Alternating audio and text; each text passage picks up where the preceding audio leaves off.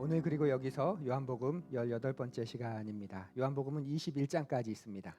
그러니까 19, 20, 21 이제 19장, 20장, 21장 세 장만 우리가 살펴보면 그래도 21주간 동안 한 주에 한 장씩 우리가 살펴본 꼴이 되는데요.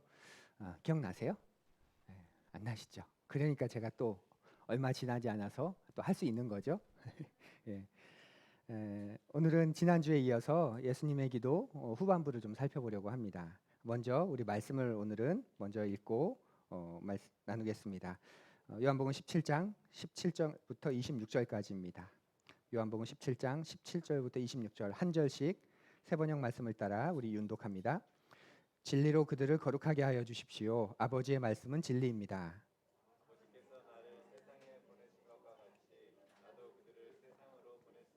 그리고 내가 그들을 위하여 나를 거룩하게 하는 것은 그들도 진리로 거룩하게 하려는 것입니다.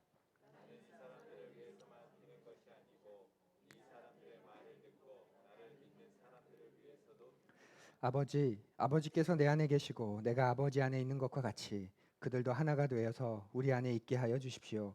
그래서 아버지께서 나를 보내셨다는 것을 세상이 믿게 하여 주십시오. 나는 아버지께서 내게 주신 영광을 그들에게 주었습니다. 그것은 우리가 하나인 것 같이 그들도 하나가 되게 하려는 것입니다. 내가 그들 안에 있고 아버지께서 내 안에 계신 것은 그들이 완전히 하나가 되게 하려는 것입니다. 그것은 또 아버지께서 나를 보내셨다는 것과 아버지께서 나를 사랑하신 것과 같이 그들도 사랑하셨다는 것을 세상이 알게 하려는 것입니다. 아버지께서 내게 주신 사람들도 내가 있는 곳에 나와 함께 있게 하여 주시고 창세 전부터 아버지께서 나를 사랑하여 주셔서 내게 주신 내 영광을 그들도 보게 하여 주시기를 빕니다. 의로우신 아버지, 세상은 아버지를 알지 못하였으나 나는 아버지를 알았으며 이 사람들도 아버지께서 나를 보내신 것을 알고 있습니다. 나는 이미 그들에게 아버지의 이름을 알렸으며 앞으로도 알리겠습니다. 그것은 아버지께서 나를 사랑하신 그 사랑이 그들 안에 있게 하고 나도 그들 안에 있게 하려는 것입니다. 아멘. 요한복음 17장은 그 성경에 나오는 예수님께서 하신 가장 큰 기도 내용이라고 말씀드렸죠. 그리고 초대교회는 아마 이 기도를 기억해서 이 기도를 따라하고 또 반복적으로 예배 시간에 함께 나누었을 것으로 충분히 우리가 알고 있습니다. 그만큼 굉장히 중요한 기도였고 이 기도 안에 예수님이 누구이신지, 예수님이 무엇을 기도하셨는지, 그리고 예수님이 제자들과 장차 올 모든 제자들에게 무엇을 가장 염려하셨고 또 원하셨는지 고스란히 담겨 있는 그런 기도입니다. 지난 시간에는 예수님께서 자신을 위해 하셨던 기도, 그리고 12제자를 중심으로 한 그 당대의 제자들을 위해서 하셨던 기도, 그 첫 번째를 살폈습니다. 바로 그들이 하나 되는 것, 서로 사랑하며 사랑으로 하나 되는 것, 그것을 예수님이 굉장히 기도하셨지요. 오늘은 그 제자들을 위한 기도 후반부에 나오는 두 번째 내용입니다. 바로 그들이 하나님의 말씀으로 진리로 거룩하게 되는 것, 예수님이 기도하십니다.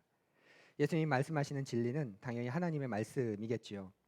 그러니까 하나님의 말씀으로 이들이 거룩하게 하여지게 해달라고. 그러니까 이들이 서로 하나가 되고 서로 사랑하되 또한 이들이 하나님의 말씀으로 거룩하여지도록 기도하십니다. 거룩하게 한다는 말, 구별한다는 뜻이죠. 진리로 거룩하게 한다는 말, 하나님의 말씀에 힘입어서 하나님을 위해 구별된 삶, 또 다른 종류의 삶을 사는 것, 그것이 진리로 거룩하게 하여 주십시오 하는 말의 의미, 본뜻입니다. 여러분과 제가 하나된 공동체가 되어서 함께 살아가고 서로 사랑하는 것, 예수님의 하나님의 뜻인데 그것을 가능하도록 하는 것, 그것을 점점 더 강화시켜 주는 것, 더욱 하나가 되게 하고 더욱 서로 사랑하게 하는 것, 그 힘은 어디에서 나오냐면 하나님의 말씀으로 여러분이, 우리가 우리 스스로를 세상과 구별할 줄 알게 될 때 생기는 것입니다. 그렇기에 세상과 구별되는 삶을 우리는 배워야 합니다. 세상의 가치관이 여러분을 향해 스멀스멀 기어들어올 때가 있지요. 어떤 때는 헷갈릴 때도 있습니다. 이게 세상으로부터 온 건지, 이게 하나님께서 주신 마음인지 솔직히 헷갈릴 때도 있습니다.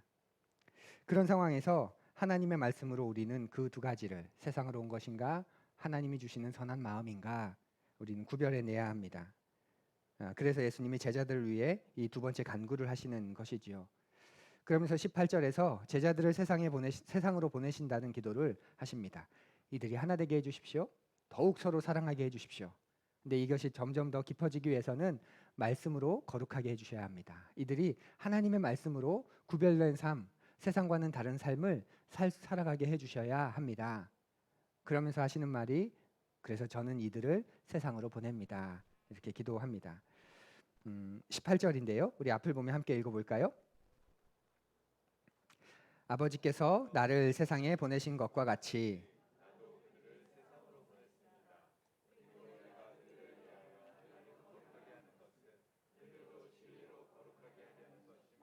아멘. 예, 하나된 제자들, 그래서 서로 사랑하게 된 제자들, 그리고 말씀으로 서로 거룩하게 된 그 제자들을 이제 그 공동체를 넘어서 세상으로 보내신다는 말씀이죠.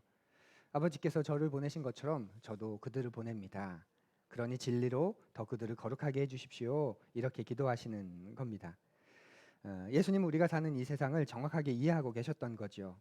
예수님의 제자로 사는 것, 그리스도인으로 사는 것, 이것이 얼마나 힘든 일인지 알고 계신 겁니다. 그런데 힘들지만 충분히 살아낼 수 있는 거야 라는 것 또한 알고 계셨습니다. 제자들이 하나 돼서 서로 사랑한다면, 그리고 진리로 자신들을 세상과 거룩하게 구별한다면 충분히 살아낼 수 있는 세상이야 라는 거죠.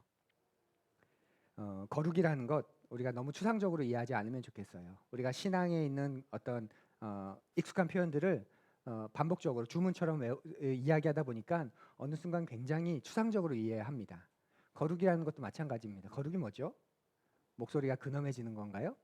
막 홀리해진다는 게 뭐죠? 거룩해진다는 건 하나님 없이 돌아가는 걸 하나님 있게 돌아가게 하는 걸 거룩이라고 하겠죠. 지금은 하나님 없이 돌아갑니다. 그런데 거기에 하나님을 모셔드려서 하나님을 중간에 두고 하나님을 개입시켜서 돌아가게 만드는 것, 그것이 거룩입니다. 목회, 하나님 없이 하면 거룩한 일이 아니라 우상숭배가 될 수 있겠죠. 욕망과 야망을 이루는 일이 될 수 있겠죠. 근데 거기에 하나님을 주인으로 모셔드리고 한다면 거룩한 일이 되는 겁니다. 자녀를 키우는 육아, 하나님 없이 그냥 세상의 방법으로 키운다면 가장 존귀한 일이지만 동시에 가장 비참한 일이 될 수 있습니다. 그런데 그 일에 하나님을 모셔드리고 우리가 자녀를 키운다면 이 세상이 그 어떤 것보다 가장 거룩한 일이 될 겁니다. 그게 거룩입니다. 하나님 없이 돌아가는 걸 하나님 있게 돌아가게 하는 것.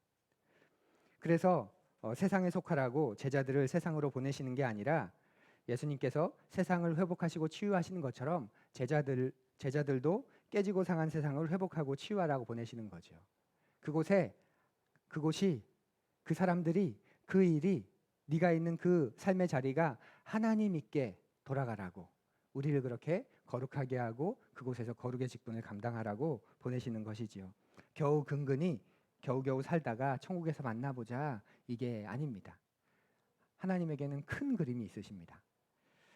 그렇게 제자들이 세상을 치유하고 회복하는 역할을 하기 위해서는 반드시 하나된 공동체에서 서로 사랑하고 진리로 구별된 삶을 배워야 하고 그것을 익히는 과정이 전제되어야 합니다. 그래야 예수님이 이들을 세상으로 보내실 수 있는 것이지요. 그 과정을 거치지 않으면 어떤 일이 발생할까요? 하나됨이 없고 서로 사랑함을 누리지 못하고 경험하지 못하고 진리로 자신을 구별하는 삶을 배우지 못하고 익히지 못하면, 그 과정을 거치지 않고 세상으로 가면 어떤 일이 발생하게 될까요? 치유하고 회복하는 역할을 한다고 하면서 도리어 싸우기만 할 수 있습니다. 싸움꾼이 되는 거죠. 예를 들면 비폭력 시위를 하다가 세상의 어떤 제도, 체제, 그것이 얼마나 의롭지 못하고 악하다는 걸 인지하고 그래서 세상으로 나가서 그것을 고치기 위해 비폭력 시위를 하는데 저쪽에서 때린다고 어느 순간 나도 화가 나서 똑같이 폭력을 쓸 수 있습니다. 그러면 어떻게 되죠? 상황이 끝납니다. 이겨도 이긴 게 아닌 거지요. 교회 안에서 이런 암묵적인 목회적 권면이 있습니다. 박 목사, 교인과 싸우지 마. 싸워서 박 목사가 이기면 그건 이겨도 이긴 게 아니야. 박 목사가 지는 게 이기는 거야. 이런 목회적 권면이 있습니다. 어떤 말씀인지 이해가 되시죠? 우리는 선으로 악을 이길 준비가 되어 있어야 합니다. 그런데 준비가 덜 된 분들을 사회에서 종종 보지 않습니까? 그래서 뭔가를 치유하겠다고, 고치겠다고, 바로잡겠다고 나아갔는데 어느 순간 자신의 안에 담긴 개인적인 분노를 사회적 분노에 담아서 그 터트리는, 그리고 싸움꾼이 되어가는 그런 사람들을 우리가 보게 됩니다. 사랑하는 푸른이 여러분, 하나님은 여러분을 세상으로 보내기 원하십니다. 예, 여기 아멘하는 대목입니다. 하나님은 여러분을 세상으로 보내기 원하십니다. 그런데 그렇다고 여러분이 완전해질 때까지 기다리셨다가 그 다음에 보내지는 않으십니다.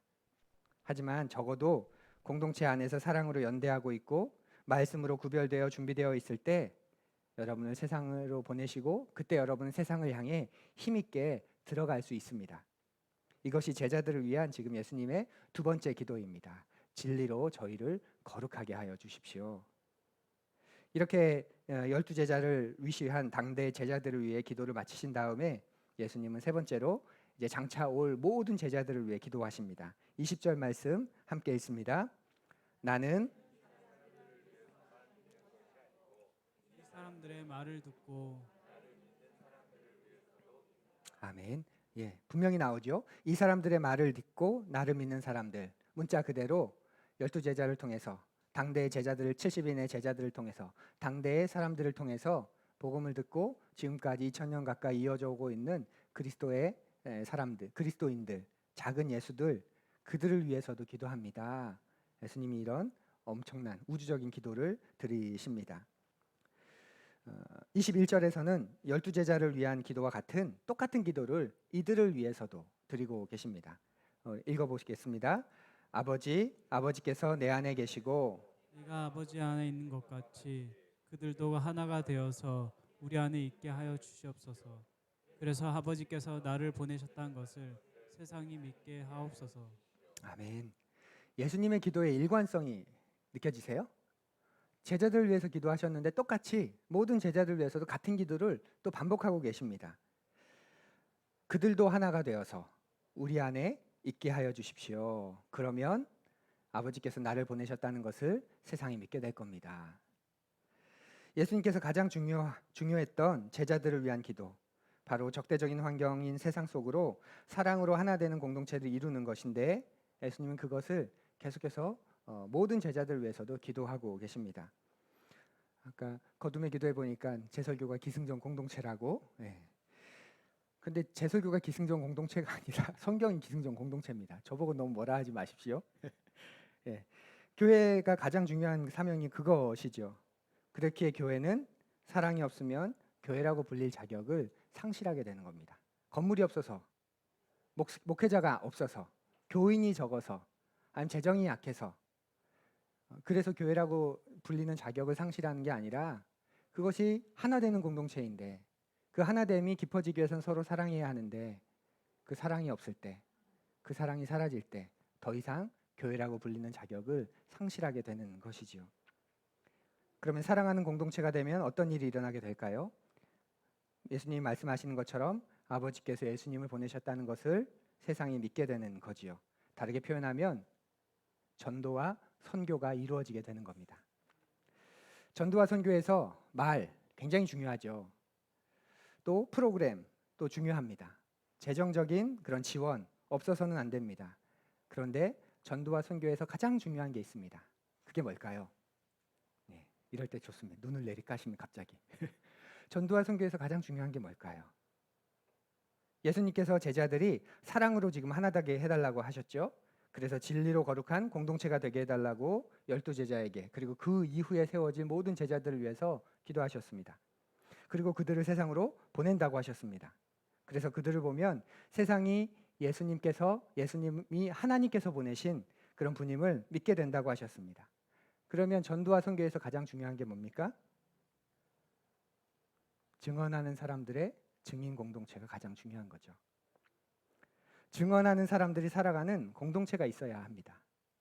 그래야 사람들이 그 모습을 보고 하나님이 살아계시는구나 하고 알게 되는 것이지요. 전도와 선교에서 가장 중요한 것, 우리가 1세기 그리스도인의 교회, 예배, 하루 생활 이야기 속에서 우리가 목도한 게 이것 아닙니까? 증언하는 사람들의 그 끈끈한 증인 공동체, 그것이 전도와 선교에서 가장 중요한 부분입니다. 사랑하는 푸른이 여러분, 세상 사람들은 교회를 보고 하나님을 믿게 됩니다. 교회가 사랑의 공동체는커녕 세상의 조직보다도 못한 모습을 보이면 그들은 하나님을 믿지 않을 뿐 아니라 그건 당연하고 더 나아가서 하나님을 배척하고 조롱합니다. 이게 오늘날 현대 무신론자들의 모습입니다. 과거의 무신론은 뭐였죠? 과거의 무신론? 말 그대로 종교를 갖지 않는 겁니다. 나는 신을 믿지 않아. 나는 신의 존재를 믿지 않아. 이것이 과거의 무신론이었다면 오늘날의 무신론은 뭡니까? 종교를 갖지 않는 걸 넘어서서 종교를, 신자를 공격합니다. 혐오하고 배척하고 조롱하고 박멸해야 한다고까지 말하죠. 종교의 자유를 말하면서 오히려 종교를 핍박합니다. 어떤 한 사람이 그 한 사람을 이루는 데 있어서 종교가 얼마나 중요한 요소입니까? 우리가 지성을 가지고 있고 감성을 가지고 있고 육체를 가지고 있지만 또한 우리의 인간의 존재 안에는 영적인 영성이 있습니다. 그 부분이 다 한 인간을 이루는 중요한 요소들인데 그건 종교적이니까 하면서 폄하하고 외면하죠. 내 삶 속에서 나에게 어떤 중요한 의미가 있는 게 있습니다. 그러면 세상은 그걸 인정해 줍니다. 아, 과거에 이런 부분에 있어서 중요한 경험, 안 좋은 경험이 있어서 인정해 줘야 돼. 중요하대잖아. 싫대잖아. 근데 유독 종교적인 영역으로 가면 그건 종교니까 그러면서 폄하하고 외면합니다. 오히려 역차별이 일어나는 거죠. 그렇기에 증언하는 이들의 증인 공동체는 너무나도 중요합니다. 오늘날에도 여전히 사랑으로 하나 된 공동체가 있어야 사람들이 그 모습을 보고 저 사람들은 도대체 뭘까? 왜 저렇게 살려고 애쓸까? 또 어떻게 저렇게 살 수 있을까? 자기들이 믿는 대로 말하는 대로 진짜 살려고 하네. 그럼 정말 뭐가 있는 게 아닐까? 하고 하나님에 대해 관심을 보이게 되는 거지요. 사랑하는 푸른이 여러분, 기억하십시오. 사람들은 교회를 보고 하나님을 믿습니다. 사람들은 여러분을 보고 교회를 다닙니다. 교회는 사람 보고 다니는 데가 아니야. 하나님 보고 다녀라고 말하면 된다 안 된다? 그럼 안 됩니다. 적어도 푸른이인 우리는 어떻게 말해야 될까요? 나보고 하나님 믿어. 나보고 교회 다녀. 그렇게 말할 수 있도록 계속 우리 스스로 노력해야 되겠지요. 내가 그리스도를 본받는 것처럼 여러분도 그리스도를 본받으십시오. 내가 그리스도를 닮아가기 위해 애쓰는 것처럼 당신도 진실하게 그리스도를 닮아가십시오. 이러한 증인 공동체가 꼭 있어야 합니다. 그래야 전도와 선교가 일어나는 것이지요. 우리는 이런 증인 공동체를 통해서 하나가 되어야 하는데 어떻게 하나가 될 수 있을까요? 22절에서 기도하십니다. 우리 함께 읽습니다. 나는 아버지께서 내게 주신 영광을 그들에게 주었습니다. 그것은 우리가 하나인 것 같이 그들도 하나가 되게 하려는 것입니다. 우리가 하나님께 집중하면 하나님의 영광에 집중하면 우리는 하나가 될 수 있는 거죠. 우리는 하나님의 영광을 가지고 있습니다. 하나님의 영광이란 뭘까요? 하나님이 계신 그대로의 모습을 우리는 알고 있고 경험하고 있고 또 우리 안에 가지고 있습니다. 우리 안에 하나님을 주신 거죠. 그래서 우리 모두에게는 하나님이 있습니다. 우리는 그 하나님을 우리의 주인으로 모십니다. 그런데 그 마음에 하나님이 계시지만 주인으로 모시지 않으면 하나님이 계신 게 아니죠. 우리 마음에 하나님이 주인으로 계시면 그래서 우리는 하나가 될 수 있습니다. 하나님의 되심을 인정할 때 그리스도인은 하나가 될 수밖에 없습니다. 사람들이 왜 하나가 되지 못할까요? 사람들이 하나님 대신에 자기 자신을 주인으로 삼기 때문이 아닐까요? 생각해 보십시오. 사람들 사이에서 갈등이 왜 풀리지 않을까요? 둘 중 하나가 아니면 두 사람 모두 다 하나님이 되려고 하기 때문에 그렇습니다. 그런데 하나님을 하나님으로 여기면 다른 표현으로 하면 우리 가운데 있는 하나님의 영광을 우리가 그대로 받아들이고 인정하면 우리는 하나가 됩니다. 이건 엄청난 진리입니다. 종종 청년들에게 결혼 앞둔 청년들에게 결혼 소식을 전하러 온 청년들에게 결혼은 삼각형이야 이렇게 꼭 얘기해주고 있습니다. 결혼은 삼각형이야. 들어보셨죠? 꼭지점이 세 개잖아요. 위에 하나님이 계시고 이쪽에 남편이 있고 이쪽에 아내가 있고 그래서 어떻게 되죠? 서로를 바라보면 점점 삼각형이 커집니다. 근데 서로가 같은 하나님을 바라보면 바라볼수록 삼각형이 점점 작아집니다. 그리고 어느 순간 두 사람도 하나가 되어 있습니다. 점점 작아지면서 나와 문제도 그런 거 아닐까요? 나와 문제 그리고 하나님이 계시죠. 하나님을 바라보면 문제가 점점 작아지면서 해결되지만 문제만 바라보면 삼각형이 점점 커지게 됩니다. 교회도 그럴 것 같습니다. 하나님을 바라보면 교회와 내가 점점 하나님과 가까워지면서 하나가 되지만 하나님을 바라보지 않으면 점점 멀어지는 거죠. 그래서 어느 순간 섭섭마귀가 들어온다고 하잖아요. 내가 이렇게까지 헌신했는데, 내가 이렇게까지 애썼는데 왜 나만 늘 이래야 돼? 교회 일을 하면서 공동체를 섬기면서 오히려 그런 일을 경험하게 되지요. 심각한 문제를 겪어서 완전히 깨진 부부관계도 부부가 각자 하나님 앞에 설 때, 그래서 하나님의 뜻을 따르려고 할 때 불가능해 보이는 문제들을 넘어서게 되고 부부관계의 실마리가 풀리는 것 우리가 한 번씩 듣게 됩니다. 물론 시간이 필요하고 감정과 상처가 아물어야 하는 긴 지리한 시간이 이어져야 하지만 그럼에도 거기에는 희미한 그리고 분명한 가능성과 또 반전의 시간이 일어나게 됩니다. 하지만 반대로 사회적으로 성공했고 가진 것도 많은데 게다가 신앙까지도 좋다고 하는데 갈라서는 부부를 보면 둘 중 하나가 아니면 두 사람이 다 끝까지 하나님 되려고 하다가 깨어진 것임을 알 수 있습니다. 우리가 어떻게 하나가 될까요? 하나님의 영광을 주목할 때, 하나님을 바라볼 때 이 제자 공동체는 하나가 될 수 있습니다. 그렇게 여러분 가운데 혹시 인내의 시간, 아무도 알아주지 않아도 하나님 앞에 서보려고 지금 애쓰고 몸부림치고 계신 분들이 계시다면 그분들에게 하나님의 은총을 구하고 또 구합니다.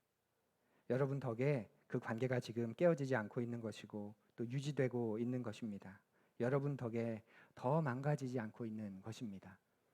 아프지만 힘들지만 어쩌면 고통스럽지만 그렇지만 하나님을 바라보는 그것만큼은 놓치지 마십시오. 사랑하는 푸른 여러분, 하나님은 여러분에게 하나님의 영광, 그리스도의 영광을 주셨습니다. 우리는 그 영광을 본 사람들입니다.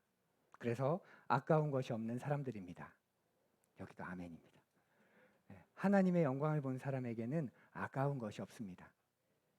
그 영광보다 더 큰 영광이 없는 사람들이기 때문에 그렇지요. 그래서 하나님을 하나님으로 섬길 수 있는 사람입니다. 그러면 우리는 하나가 됩니다. 이 땅의 수많은 교회가 그리고 우리 교회가 서로 사랑하는 모습을 회복해서 세상의 사람들이 그 모습을 보고 하나님이 정말 살아계시는구나 하고 깨닫는 날이 오기를 꿈꾸고 소망합니다. 예수님께서는 이런 제자들의 공동체의 사명을 기도하신 후에 마지막으로 이 제자 공동체가 가져야 할 소망에 대해서 또 기도하십니다. 그 소망이 뭔지 우리 같이 앞을 보며 읽지요. 아버지께서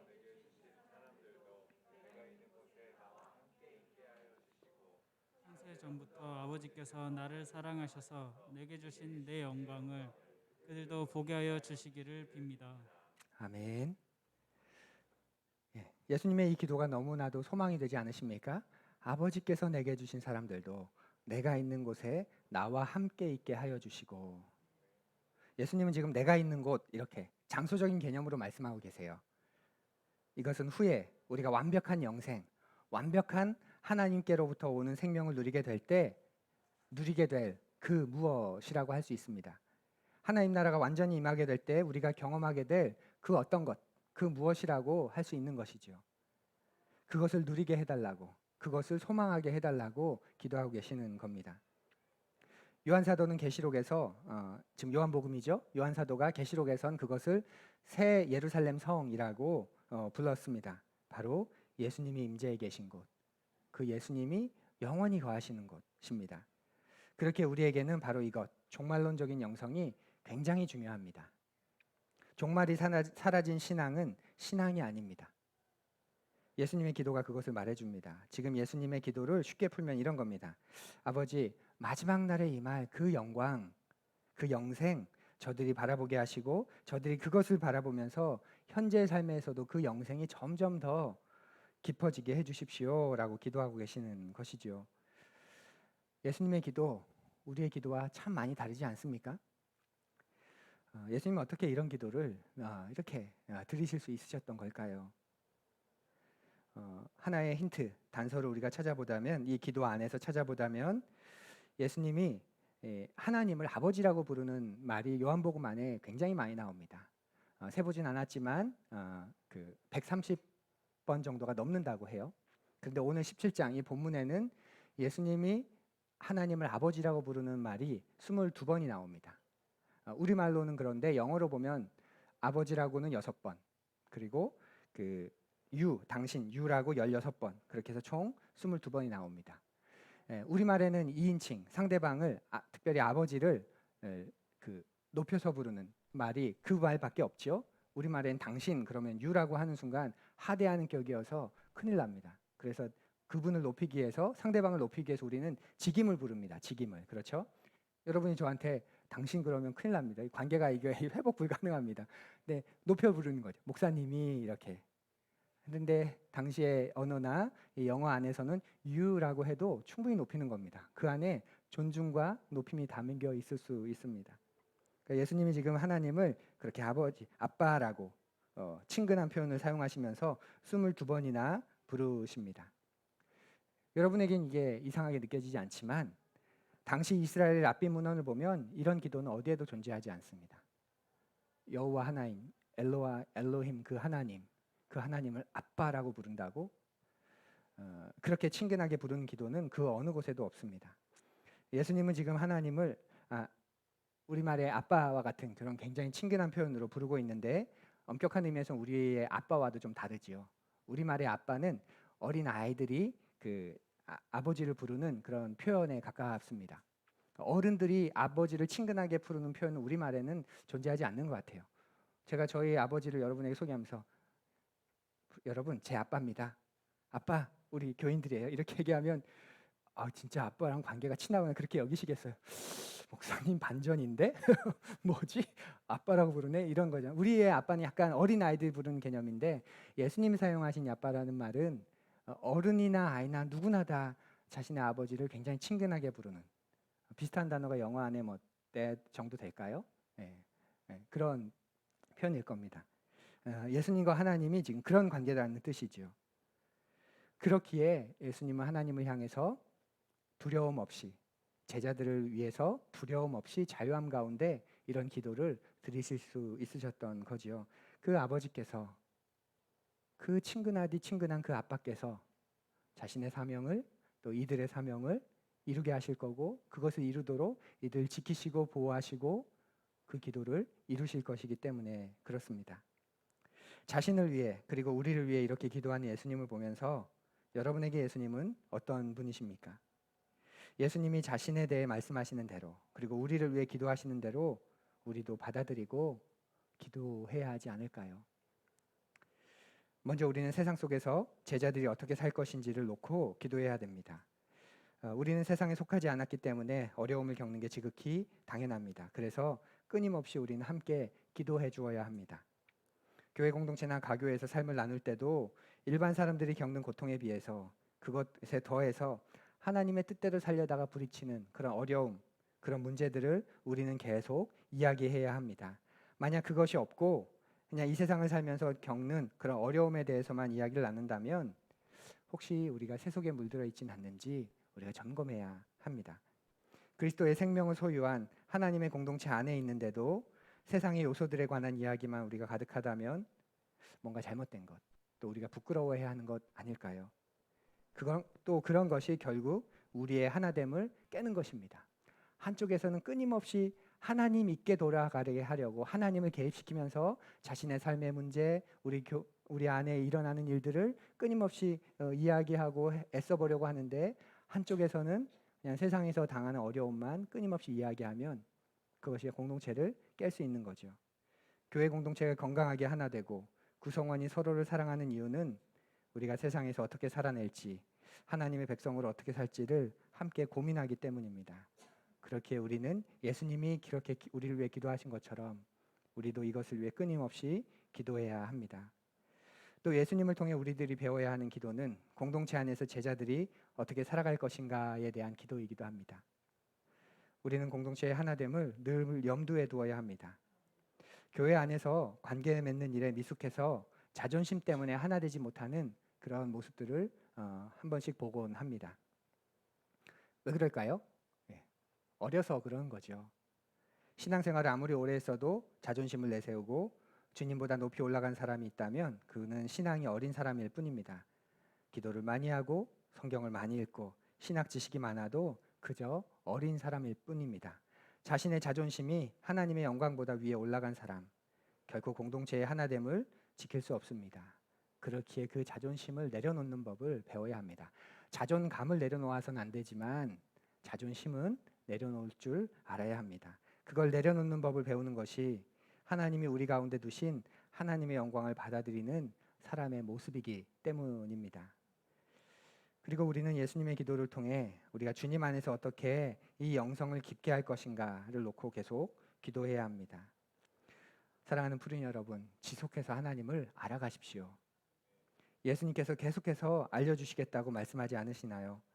특별히 영원한 처소에 대한 기대 여러분에게 있으십니까? 완전하게 회복될 그날에 대한 소망 여러분에게 있으십니까? 그것이 우리의 영성을 깊게 하고 그것이 사라지는 순간 우리의 신앙은 신앙의 힘을 잃어버리고 그저 보험 정도, 부적 정도밖에 되지 않습니다. 요즘 저와 아내에게 근심이 하나 생겼습니다. 전에는 크게 두드러지지 않았는데 최근 들어 둘째 아이의 그 틱 행동이 좀 눈에 띄게 많이 늘었습니다. 안쓰럽기도 하고 또 미안하기도 한 마음이 요즘에 가득합니다. 장애 축에도 안 끼는 그런 장애라는 생각이 들다가도 이게 심해지고 또 본인도 힘들어하는 모습이 조금씩 느껴져서 마음이 요즘 많이 쓰이고 있습니다. 또 자기도 모르게 틱 행동을 하고서는 슬쩍 제 눈치를 보는 모습에 마음이 많이 아프기도 했습니다. 그러면서 제 마음에 깊이 사모가 되는 기도가 생겼습니다. 이게 사라질지 혹은 감당할 만한 수준에서 계속 지속될지 잘 모르지만 어쩌면 더 심각해질 수 있을지 모르지만 하나님이 모든 것을 회복하시는 그날 윤성이도 완전히 벗어나게 될 것을 기대하니 소망이 생겼습니다. 그래서 오늘을 견딜 수 있고 설사 이것이 좀 원하지 않는 방향으로 된다고 하더라도 내에 있는 그 완전한 소망이 이것을 이기게 하겠다, 견딜 수 있게 하겠다 하는 그런 마음을 주었습니다. 사랑하는 푸른 여러분, 여러분의 인생에 혹시 족쇄와 같은 장애, 고통 그런 것이 있으신가요?